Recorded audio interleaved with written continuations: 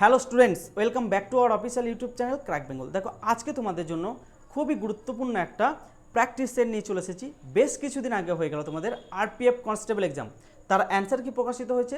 সেই অ্যান্সার কি থেকে বেশ কিছু বাছাই প্রশ্ন তোমাদের জন্য আজকের এই সেশনটাতে তুলে এনেছি। চলো আজকের ফার্স্ট প্রশ্ন দেখে নিই। দেখো কি বলেছে। ফার্স্ট প্রশ্ন একটা সিটিং অ্যারেঞ্জমেন্ট দিয়ে তোমাদের প্রশ্নটা শুরু করলাম, ঠিক আছে। হ্যাঁ, যারা সিটিং অ্যারেঞ্জমেন্ট নিয়ে ভয় খাচ্ছ, আজকে আমার এই ক্লাসটা দেখার পর থেকে আশা করছি তোমরা যে কোনো এক্সাম দাও না কেন 7জন পার্সেন্ট যদি থাকে একটা মানে বৃত্তাকার টেবিলের কেন্দ্রের দিকে মুখ করে সব প্রশ্নগুলোই তোমরা সঠিকভাবে করে আসবে, এরকম আমি 100% তোমাদেরকে সিওরিটি দিচ্ছি। দেখো প্রশ্নটা সলভ করা, দেখো কৌশল দেখো। একটা বৃত্তাকার টেবিল আঁকবো, এরপরে আমার ডান হাতটা হচ্ছে আমার ডান দিক এবং আমার বাম হাতটা হচ্ছে আমার বাম দিক, ঠিক আছে। এরপরে 7জন পার্সেন্ট যেহেতু প্রশ্নে বলে দিয়েছে, 7জন পার্সেন্টের প্লেসগুলোকে তো আমি লিখে নিচ্ছি 4, 5, 6 আর একে 7।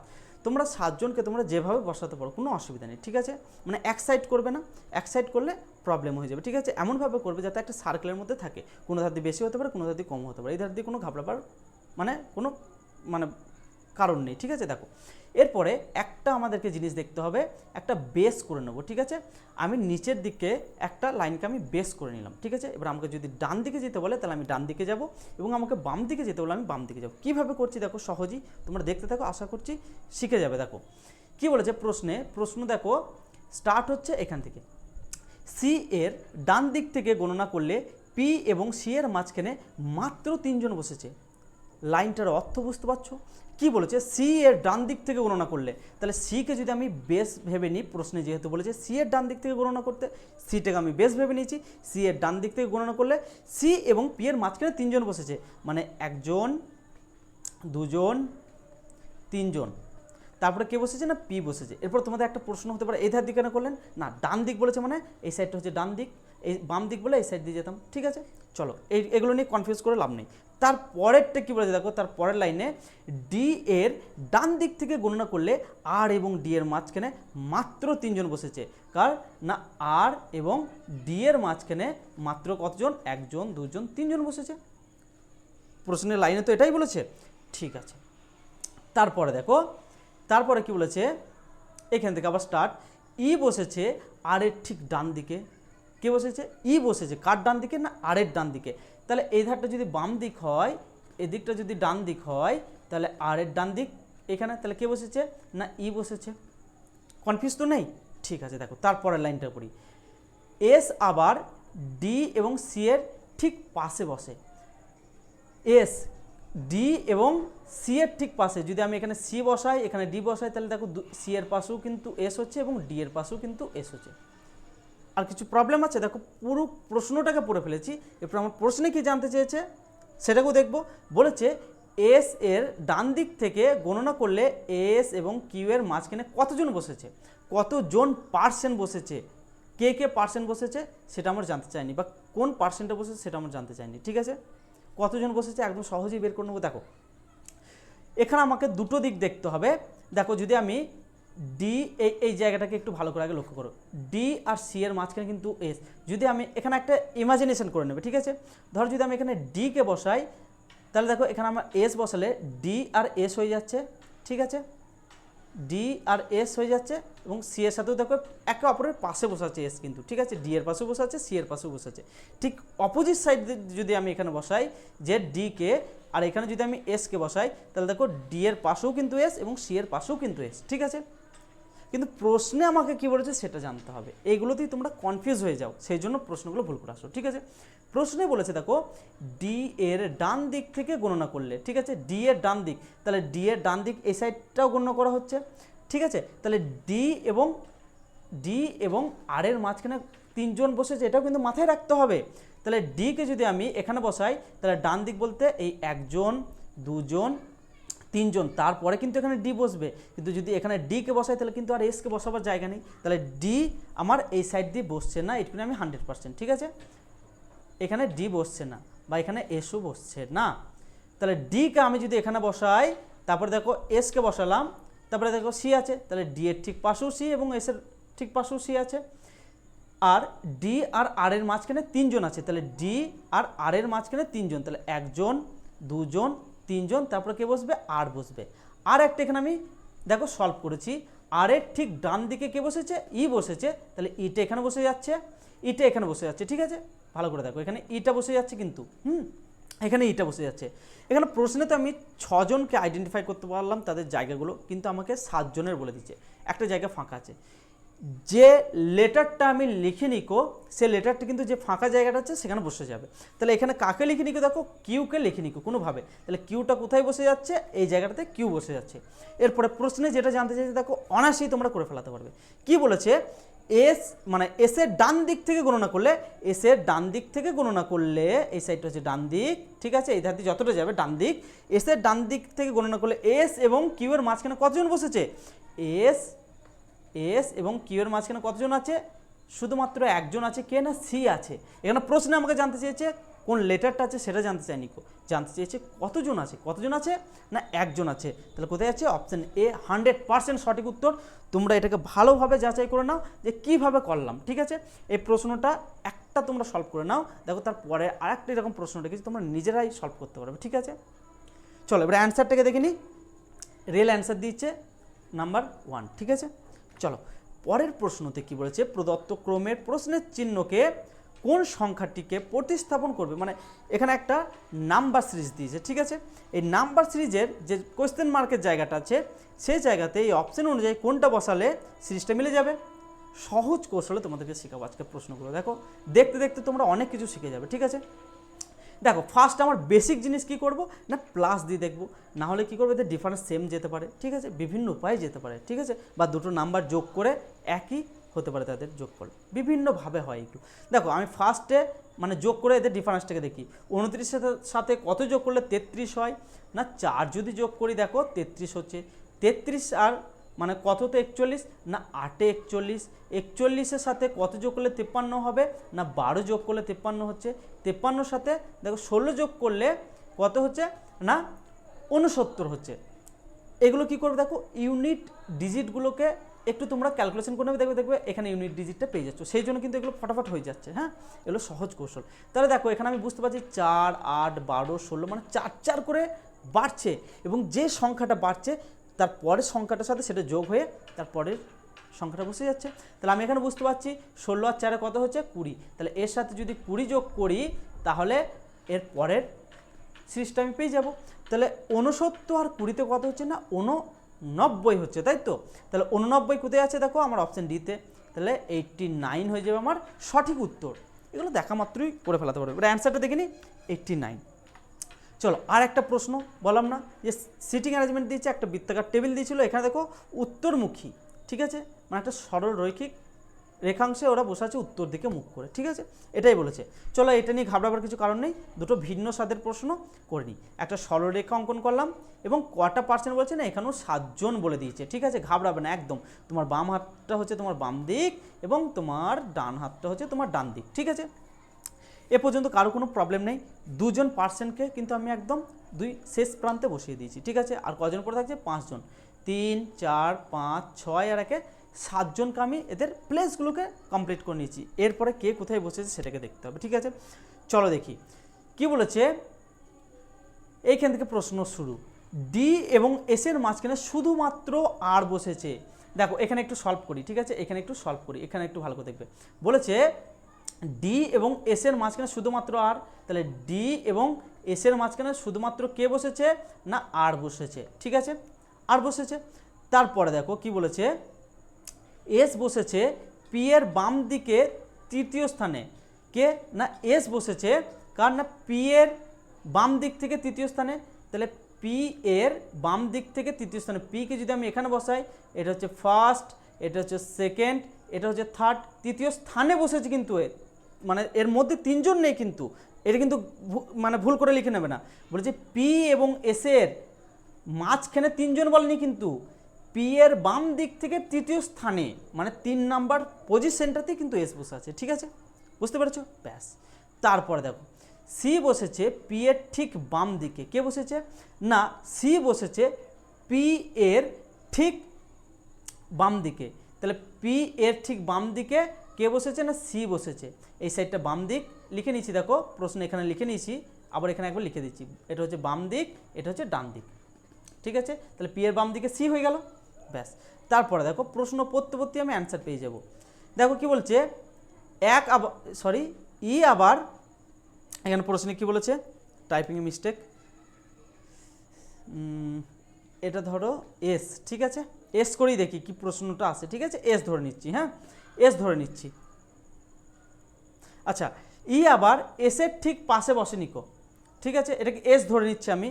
এখানে এখন কি হবে জানি না, এটা আই থিঙ্ক এস হতে পারে, ঠিক আছে, কেননা মনে হয় টাইপিংয়ে ভুল করে ফেলেছি কোথায়, যাই হোক এস করে নিচ্ছি, দেখি প্রশ্নে কি আসে।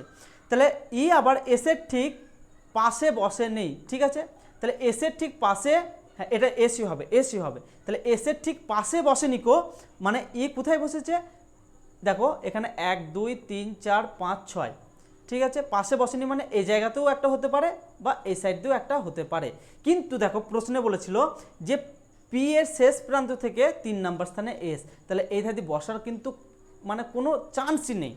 এইখানে দেখো পি এর বাম দিক থেকে তৃতীয় স্থানে, ঠিক আছে, দেখো তারপরে দেখো ই এর ডান দিক থেকে গণনা করলে কিউ এবং ই এর মাঝখানে কতজন বসেছে, ঠিক আছে, কিউ এবং তাহলে এখানে ই কে বসিয়ে দিলাম, তাহলে এই জায়গাটাতে কে বসবে, এই জায়গাটাতে যেখানে তোমার এই 7টা লেটারের কথা উল্লেখ আছে সেখানে কিন্তু 6টা লেটারকে আমরা বসাতে পেরেছি, একজন লেটারকে কিন্তু আমরা এখানে বসাতে পারিনি। কে বসে নিকো, দেখো এখানে বুঝতে পারছি যে কিউ বসে নিকো, কিউ বসে নিকো। তাহলে আমাকে প্রশ্নে জানতে চেয়েছে যে কিউ এবং ই এর মাঝখানে কতজন বসেছে, কিউ এবং ই এর মাঝখানে কতজন বসেছে, দেখো 1 জন 2 জন 3 জন, তাহলে 3 জন বসেছে কিউ আর ই এর মাঝখানে, তাহলে 3 কোথায় আছে, অপশন সিতে আছে, অপশন সি হয়ে যাবে সঠিক উত্তর, ঠিক আছে। দেখতে পেয়েছো এখানে আমি ডায়াগ্রামটা করেছিলাম কিন্তু ওখানে আমার প্রশ্ন সলভ করতে করতে আমার অ্যান্সার বেরিয়ে গেছে, সেই জন্য আর এখানে বসালাম না, ঠিক আছে। চলো এবার অ্যান্সারটা দেখিনি, এখানে বুঝতে পেরেছো এখানে ঘুলি যায় না কিন্তু, ঠিক আছে, ই আর কিউ এর মাঝখানে, ই এর ডান দিক থেকে গণনা করলে বলেছে, তাহলে ই এর ডান দিক মানে ই এই ধাদি তো বসবেই 100%, ঠিক আছে, এই ধাদি বসছে না, ই এই ধাদি 100% বসছে, তাহলে ই এর ডান দিক থেকে গণনা করলে ই আর কিউ এর মাঝখানে কতজন বসেছে, 3 জন বসেছে, ক্লিয়ার। চলো দেখে নিই অ্যান্সার 3 জনই আছে। চলো নেক্সট আর একটা দেখো, এগুলো খুবই সহজ প্রশ্ন, এগুলো নিয়ে ঘাবড়াবার একদমই কারণ নেই। কি বলেছে, সিম্পলিফাই করতে বলেছে, বলেছে বিয়োগের আর গুণের মধ্যে পরস্পরের স্থান পরিবর্তন করা হচ্ছে এবং যোগ এবং ভাগের মধ্যে পরস্পরের স্থান বিনিময় করা হচ্ছে, তাহলে আমাকে এটা সিম্পলিফাই করতে হবে। দেখো তাহলে আমাকে কি বলেছে, বিয়োগ আর গুণ, তাহলে বিয়োগ আর গুণ, তাহলে এখানে আমার কী হয়ে যাবে, গণিত হয়ে যাবে, এখানে কি হয়ে যাবে আমার, এটা বিয়োগ হয়ে যাবে, ঠিক আছে, আর এখানে কি হয়ে যাবে আমার ভাজিত হয়ে যাবে, ভালো করে বুঝবে, এখানে ভাজিত হয়ে যাবে আর এখানে আমার কি হয়ে যাবে, যোগ হয়ে যাবে, তাই তো, এখানে যোগ হয়ে যাবে, ব্যাস এটাকে সলভ করলেই কিন্তু আমার হয়ে যাবে। কি দেখো মুখে মুখে সলভ হয়ে যাবে, 3 33 হচ্ছে 99, তারপরে কি আছে দেখো 3 33 হচ্ছে 99 আর 3 দেখো 3 গণিত 28 বিয়োগ 32 যোগ 10, ঠিক আছে, তাহলে 3 28 কত হচ্ছে 84, 84 মাইনাস 32 প্লাস 10, ঠিক আছে। তারপর দেখো এই দুটো একবার বিয়োগ করে এটাকে যোগ করে দিতে পারো, যোগ করে বিয়োগ করে দাও, তাহলে আমি বলছি 94 থেকে 32 যদি বাদ দিই তাহলে কত হচ্ছে আমার 2 হচ্ছে আর 6 হচ্ছে, 62 কোথায় আছে, অপশন বিতে আছে, অপশন বি আমার 100% সঠিক উত্তর, ঠিক আছে, কিচ্ছু নেই প্রশ্নগুলোতে, ঠিক আছে। চলো দেখে নিই নেক্সট পরের প্রশ্নটা দেখে নিই, কী বলেছে, প্রদত্ত বিবৃতি ও সিদ্ধান্তগুলি মন দিয়ে পড়ুন, ঠিক আছে, বিবৃতি আর সিদ্ধান্তের ব্যাপারে বলেছে, আমার উপরেরটা পড়ার কোনো প্রয়োজন নেই, এই জায়গাটাতে পড়া মানে আমার বোকামোর পরিচয়, ঠিক আছে, বিবৃতি পড়ব এবং সিদ্ধান্ত পড়ব এবং অ্যান্সার ফরম্যাটে অ্যান্সার দেবো যে কোনটা আমার অ্যান্সার চেয়েছে, ঠিক আছে। দেখো কি বলেছে, সব আখরোট হচ্ছে কি চাবি, মানে প্রত্যেকটা আখরোট লিখছে, ঠিক আছে, আখরোট হচ্ছে চাবি, বড় সার্কেল হচ্ছে আমার চাবি, এটা হচ্ছে চাবি, ঠিক আছে। কোনো আখরোট সূর্য নয়, তাহলে আখরোটের সাথে সূর্যর কিন্তু আমার কোনো সম্পর্ক নেই, ঠিক আছে, তাহলে আমি এখানে সূর্যটা আমি এর সাথে আমি বসাতে পারি, ঠিক আছে, বা ভিন্ন জায়গাতেও বসাতে পারি, ঠিক আছে, এটা কি করলাম না সূর্য,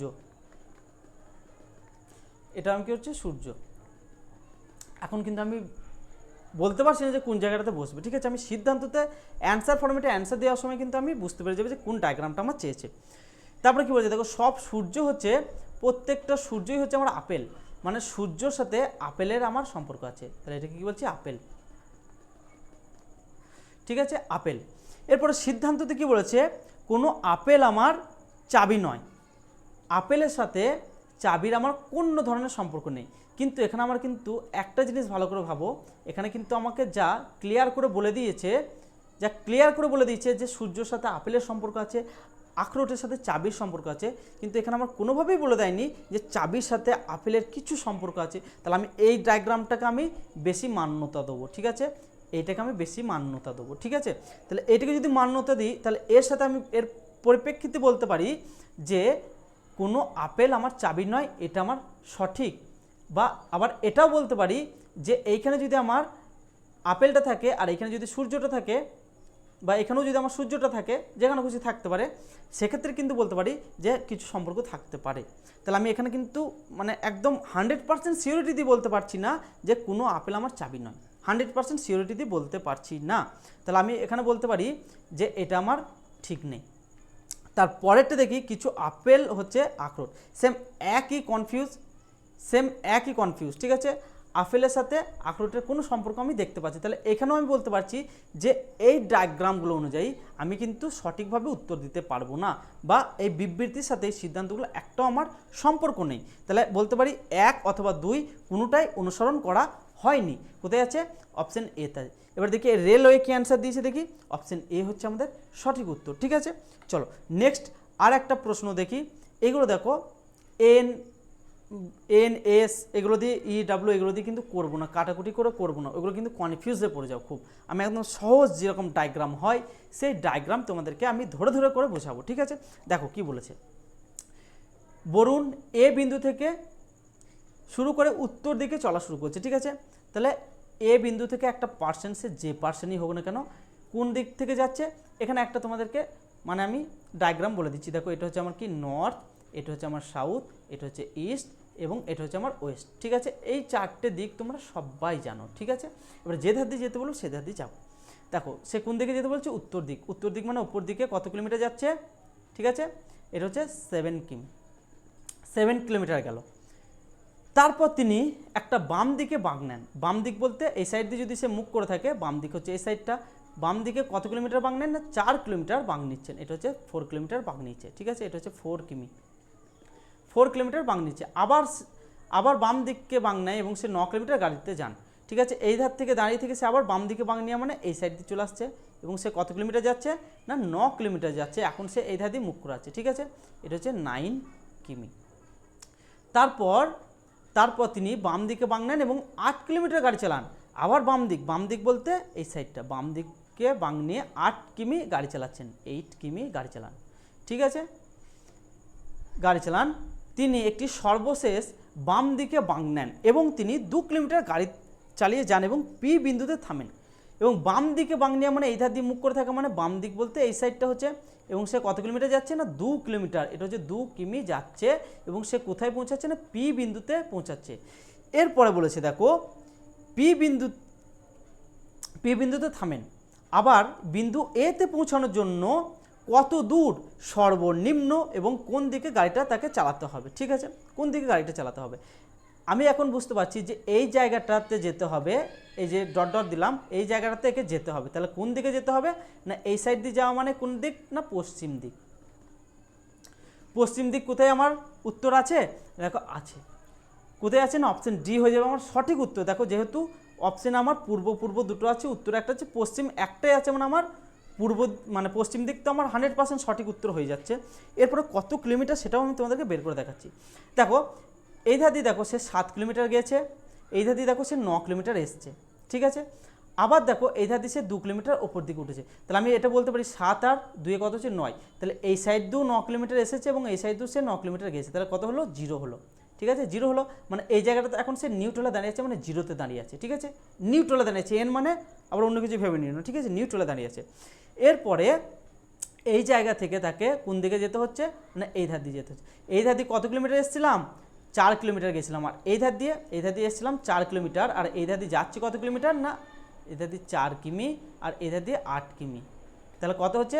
মানে এই ধার দিয়ে গেছি, তাহলে অপোজিট দিকে যদি যায় তাহলে 4 বাদ চলে যাচ্ছে, তাহলে 8 থেকে 4 বাদ যাওয়া মানে কত পড়ে থাকছে না 4 পড়ে থাকছে, তাহলে কি হয়ে যাবে আমার 4 কিলোমিটার পশ্চিম হয়ে যাবে আমার সঠিক উত্তর। ঠিক আছে, বুঝতে পেরেছো? আশা করছি বুঝতে পেরেছো। এই ধারে তো 4 কিলোমিটার গেছে, তাহলে এই ধারে 4 কিলোমিটার বাদ চলে যাবে, তাহলে 4 কিলোমিটার পশ্চিম অ্যান্সার। 3 কিলোমিটার উত্তর, যাই হোক 4 কিলোমিটার পশ্চিম 100% এটা সঠিক উত্তর হবে। ঠিক আছে, যাই হোক টাইপিং মিস্টেক বা কিছু একটা গন্ডগোল হয়েছে। ঠিক আছে, 4 কিলোমিটার 100% হবে, এটা তোমরা লিখে নাও। ঠিক আছে, 4 কিমি পশ্চিমে এটা হবে 100%। ঠিক আছে, আমি তোমাদেরকে গ্যারান্টি দিয়ে দিচ্ছি। ঠিক আছে, 100% হবে অ্যান্সার। ঠিক আছে, এখানে কম্পিউটারের কাজ তো একটু গন্ডগোল হতেই পারে টাইপিস্টের। চলো নেক্সট আর একটা প্রশ্ন দেখে নিই, কী বলেছে বিকল্পে দেওয়া। আচ্ছা, এখানে কি বলেছে, এই জিজ্ঞাসা চিহ্ন জায়গায় এই অপশন অনুযায়ী কোনটা আসলে আমার সিরিজটা মিলে যাবে। চলো কিভাবে সলভ করবে এটাকে, দেখো এখানে কি বলেছে, আগে আমি কি সবগুলোই দেখতে হবে। দেখো কি বলেছে, দেখো এন কিউ। ঠিক আছে, আমি ফার্স্ট লেটার দেখছি, এটা 14, এটা 13, এটা 12, এটা 11, তাহলে কত হবে 10। 10 মানে কি জানি, যে জানি, ফার্স্ট লেটার তো আমার যে, আমার দেখার কোনো প্রয়োজন ছিল না। ঠিক আছে, কিন্তু এখানে আমি যেহেতু সবগুলো ধরে ধরে করাচ্ছি আমি দেখাবো। তারপর দেখো কিউ জানি 17, পি জানি 16, ও জানি 15, এন জানি 14, তাহলে 13 মানে কি হবে, 13 মানে জানি এম হবে। যে এম তো আমার 100% হচ্ছে, এবারে 71 হবে না 72 হবে সেটাই আমার জানা। ঠিক আছে, দেখো 27, 27-এর সাথে কত যোগ করলে 38-এ পৌঁছানো যাবে। দেখো ইউনিট ডিজিট দিয়ে আমি সবসময় দেখতে বলছি। ঠিক আছে, দেখো 27-এর সাথে যদি আমি 11 যোগ করি তাহলে কিন্তু আমরা 38-এ পৌঁছাচ্ছি তো। হ্যাঁ, তারপরে দেখো 38-এর সাথে যদি 11 যোগ করি তাহলে কি আমি 49-এ যাচ্ছি? হ্যাঁ যাচ্ছি। তারপরে 49-এর সাথে যদি 11 যোগ করি তাহলে কি 60-এ যাচ্ছি? হ্যাঁ, 49 আর 11 60, তাহলে 60-এর সাথে যদি 11 যোগ করি তাহলে কত হচ্ছে, 71 হচ্ছে, তাহলে 71 তো আমার নাম্বারটাও হয়ে যাচ্ছে। ঠিক আছে, তাহলে জে এম 71 কোথায় আছে, জে এম 71 আছে অপশন ডিতে, তাহলে অপশন ডি হয়ে যাবে আমাদের সঠিক উত্তর। চলো নেক্সট আর একটা প্রশ্ন দেখিনি, খুবই গুরুত্বপূর্ণ টাইপ এটাও।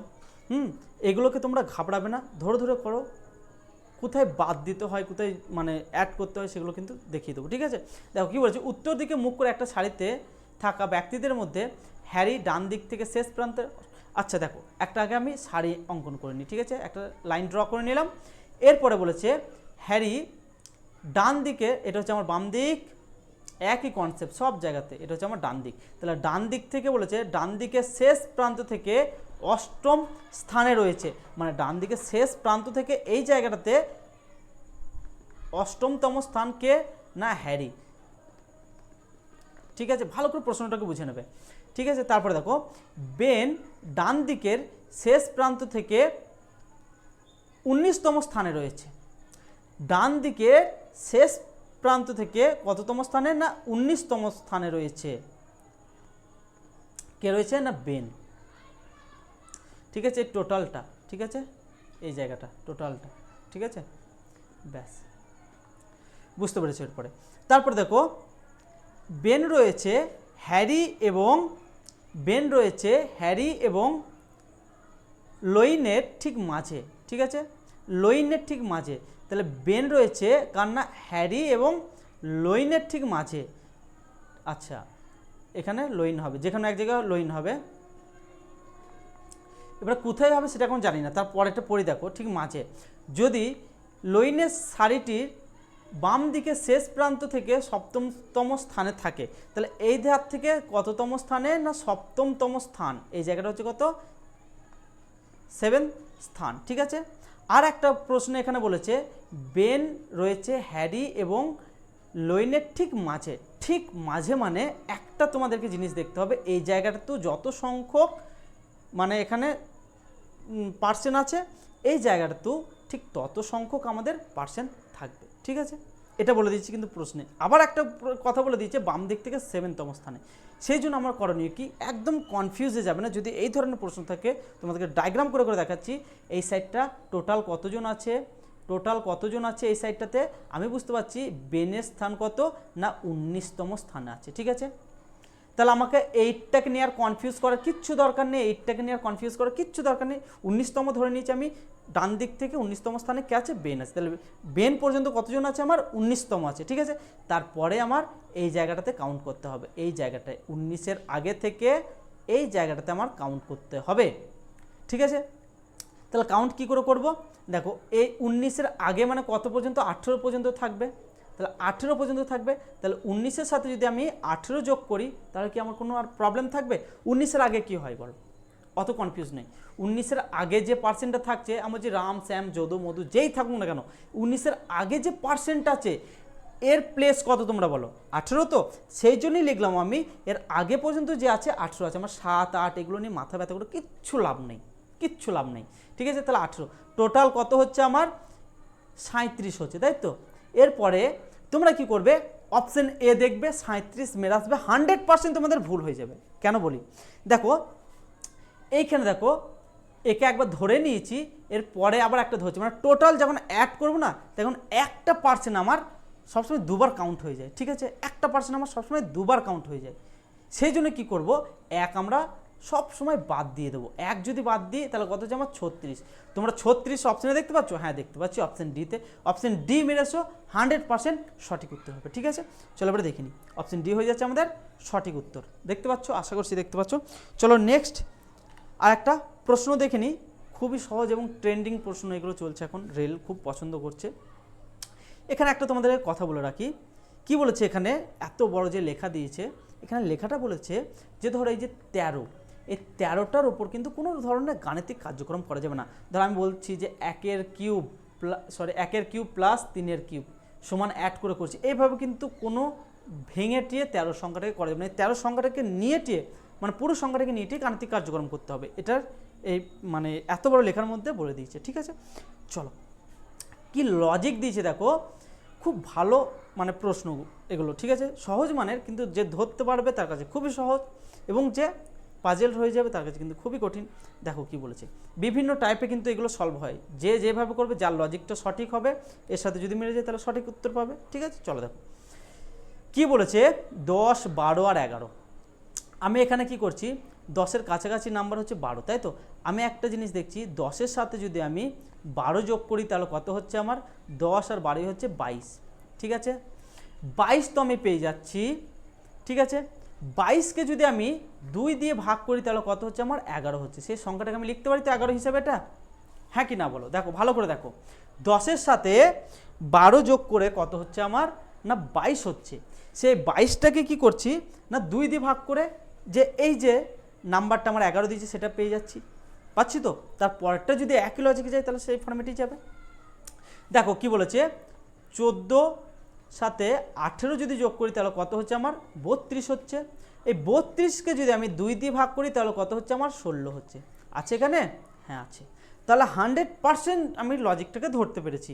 তাহলে অপশন এ বি সি ডির মধ্যে কিন্তু একটা আমার অপশন এমন লুকিয়ে রয়েছে যে দুটো যোগ করে 2 দিয়ে ভাগ করলে তারপরের সংখ্যাটা পেয়ে যাব। চলো দেখিনি, এখানে দেখো একটা মানে অপশন দেখা মাত্রই কিন্তু আমার চোখের সামনে চলে এসেছে, কি না 5-এর সাথে যদি 15 যোগ করি তাহলে 20 হচ্ছে। 20কে 2 দিয়ে ভাগ করলে কত পাচ্ছি, 10 পাচ্ছি। আমি চোখ বন্ধ করে বলে আসতে পারি অপশন বি হয়ে যাচ্ছে আমাদের সঠিক উত্তর। কি করলাম না 5-এর সাথে সেম একই ফরম্যাটে 15 যোগ করলাম, দিয়ে কত হচ্ছে 20 হচ্ছে। সে 20টাকে আমি 2 দিয়ে ভাগ করলাম তাহলে কত হচ্ছে, 10 হচ্ছে। সেই 10টাই আমার অ্যান্সার, ঠিক আছে। তাহলে অপশন বি হয়ে যাচ্ছে আমাদের সঠিক উত্তর। নেক্সট দেখে নিই, সেম একই টাইপের, কিচ্ছু নেই প্রশ্নগুলো, তো একদম কিচ্ছু নেই, একদম পাতি প্রশ্ন। কি বলেছে দেখো, সিম্পলিফাই করতে বলেছে, শুধু জাস্ট এদের সাংকেতিক চিহ্নগুলোকে একে অপরের সাথে স্থান বিনিময় করতে বলেছে, এটাই হচ্ছে প্রশ্ন। দেখো কি বলেছে, বিয়োগের সাথে ভাগ, তাহলে এটাকে আমি বলে দিচ্ছি ভাগ, এটাকে বলে দিচ্ছি বিয়োগ, ঠিক আছে, এটাকে বলে দিচ্ছি বিয়োগ। আর যোগের সাথে গুণ, এটাকে বলে দিচ্ছি যোগ, আর এটাকে বলে দিচ্ছি গুণ, ঠিক আছে। আর কিচ্ছু নেই দেখো প্রশ্নটাতে। তাহলে 5 5-এ 25, এটা 5 পেয়ে যাচ্ছি।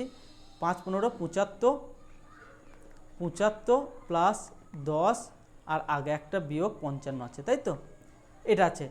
এরপরে কি দেখো, এর আগে আমার যোগ আছে, এর আগে আমার যোগ আছে, তাহলে এই দুটোকে যোগ করে কত করছি, 65 করছি। 65-র সাথে 75-র সাথে যদি আমি 65 বাদ দিয়ে দিই, মানে আগে আছে আগে করে নিলাম, এর আগে বড় আছে মাইনাস আছে, তাহলে কত হচ্ছে আমার, দেখো কত পড়ে থাকছে আমার 10 পড়ে থাকছে 10, আর কার সাংকেতিক চিহ্ন বড় মাইনাসে, তাহলে মাইনাস হয়ে যাবে। কোথায় আছে আমার অপশন বিতে আছে, অপশন বি হয়ে যাচ্ছে আমাদের সঠিক উত্তর, ঠিক আছে, -10 আমাদের সঠিক উত্তর। চলো আজকের ক্লাস এই পর্যন্ত। ক্লাসটা যদি ভালো লাগে অবশ্যই লাইক শেয়ার এবং কমেন্ট করতে ভুলো না। আরও এই ধরনের প্রশ্ন পেতে হলে আমাদের চ্যানেলের সাথে জুড়ে যাও। আশা করছি তোমরা তোমাদের প্রস্তুতিকে এক ধাপ এগিয়ে নিয়ে যেতে পারবে। দেখো আমার ক্লাস তোমরা পেয়ে যাচ্ছ সোমবার দিন ঠিক সন্ধ্যে 7টার সময় এবং শুক্রবার দিন ঠিক সন্ধ্যে 7টার সময়। চলো বাই।